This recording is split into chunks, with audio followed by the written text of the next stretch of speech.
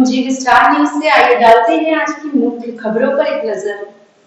कानपुर में नगर निगम द्वारा रामा देवी से सब्जी मंडी को ट्रैफिक जाम की समस्या को देखते हुए मार्च 2024 में रूमा शिफ्ट किया गया था। उस समय करीब 300 फुटकर विक्रेता नगर आयुक्त शिवशरण अप्पा जीएन के निर्देश पर रामा देवी पुल के नीचे हटकर रूमा स्थित स्थान पर चले गए थे। प्रशासन ने यह भी स्पष्ट निर्देश दिए थे कि रामा देवी में दोबारा मंडी नहीं लगने दी जाएगी, जिसके लिए रोजाना प्रवर्तन अभियान चलाया गया। शुरुआत में व्यापारियों ने भी सहयोग किया और थोक विक्रेताओं ने भी आपसी सहमत से लॉटरी के जरिए दुकानों का आवंटन कराया, लेकिन कुछ ही महीनों में हालात फिर पुराने डर्रे पर लौट आया है। अब एक बार फिर रामादेवी पुल के नीचे थोक मंडी पूरे जोर शोर से लगने लगी है, जिससे रूमा में शिफ्ट किए गए व्यापारी खुद को ठगा हुआ महसूस कर रहे हैं। इसी आक्रोश के चलते मंगलवार को रूमा मंडी में व्यापारियों ने विरोध स्वरूप अपनी सब्जियां सड़क पर फेंक दी और आरोप लगाया कि प्रशासन ने उनके साथ वादा खिलाफी की है। अब रामा देवी में आसानी से सब्जियां मिलने से ग्राहक रूमा नहीं आ रहे हैं, जिससे वे भुखमरी की कगार पर है।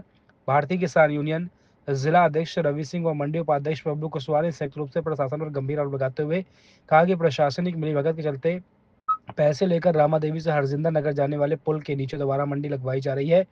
व्यापारी नेता आनंद सिंह ने बताया कि रूमा में जिन व्यापारियों ने लाखों रुपए लगाकर दुकानें सजाई थी, वे आज खाली बैठे, जबकि 300 में 150 व्यापारी वापस रामा देवी चले गए।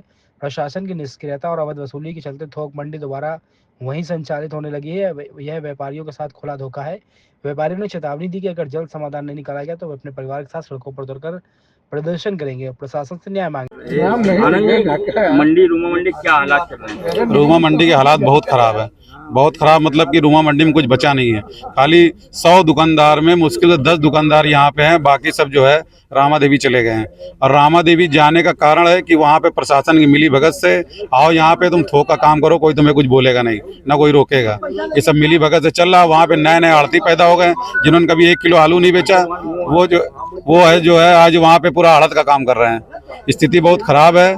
यहाँ पे किसान या आत्महत्या करने को मजबूर है।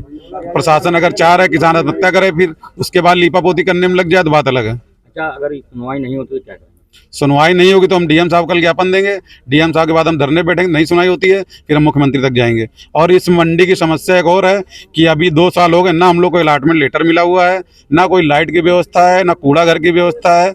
स्थिति बद से बदतर हो चुकी है यहाँ पे। अगर उसके बाद भी स्थिति यहाँ की न सुधरी तो फिर क्या करेंगे?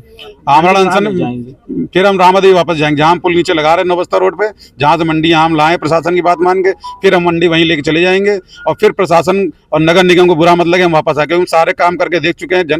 नगर निगम को भी दे दिया हमने, प्रशासन को भी दे दिया, धरने पे भी बैठ चुके हैं। आखिरी चारा है, आखिरी बार फिर मंडी वहीं लेके चले जाएंगे। वहाँ आड़तियों को लगवाने का क्या कोई निजी लाभ है क्या? पुलिस प्रशासन या हाँ, निजी लाभ है, तभी वहाँ लोग लगा रहे हैं। आए दिन नए नए आड़ती बाहर से आ गए, बादशाही नाका से आ गए, यहाँ माल बेच रहे हैं सब। वहाँ आजकल कम से कम जहाँ खाली 100 आड़ती थे, आज पुल के नीचे कम से कम 150-200 आड़ती पैदा हो गए बाहर के। क्या नाम है आपका? हमारा बबलू कुशवाहा नाम है। इस मंडी के, रूमा मंडी के हम वरिष्ठ उपाध्यक्ष हैं।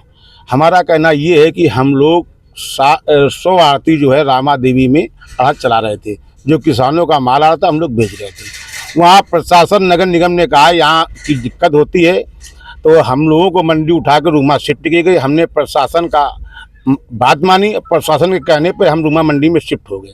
अब हमारे साथ अनदेखी ये हो रही है कि जो फुटगर मंडी वहाँ रामा देवी शिफ्ट की गई थी, वहाँ प्रशासन चकेरी खुलेआम वहाँ वसूली हो रही है।